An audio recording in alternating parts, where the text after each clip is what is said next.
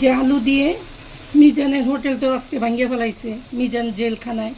এখন মিজানের কষ্ট আমরা পূরণ করি। আমরা এখন মিজানের মতন আলু দিয়ে গরুর মাংস রান্না করব। মিজান ভাইকে অনেক মিস করতেছি। সে গরিব দুঃখী মানুষদেরকে খাওয়াতো 100 টাকা করে। তার হোটেলটা আজকে পুলিশে ভেঙে দিছে।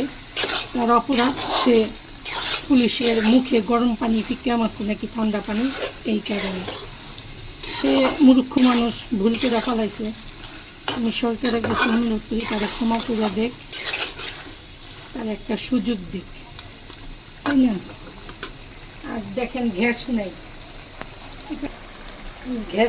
গ্যাসের খুবই কষ্ট। এর মধ্যে যদি সিএনজি ড্রাইভার আছে, পথচারীরা আছে, অনেক গরিব মানুষ আছে, তার হোটেলে 100 টাকা দিয়ে মাংসটা কিনে গরুর মাংস দিয়ে ভাত খেতে পারে, তাই না? এইভাবে তার হোটেলটা ভেঙে দেওয়া উচিত হয় না।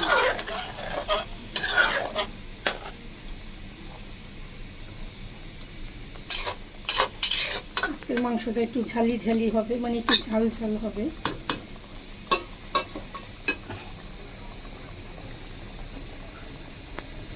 এই যে আলু আছে এখানে, প্রায় 1 কেজির বেশি আলু হবে, 1-1.5 কেজি আলু দিয়ে গরুর মাংস রান্না হবে।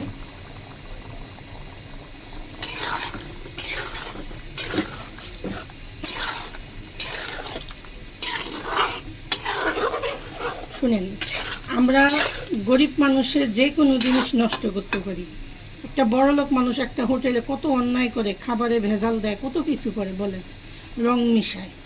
তার হোটেলটা আমরা বন্ধ করতে গেলেও কত সমস্যা। আর একটা গরিব মানুষের হোটেল তারা সেকেন্ডের মধ্যে ভেঙে দিছে। এই কাজটা করা উচিত হয়নি।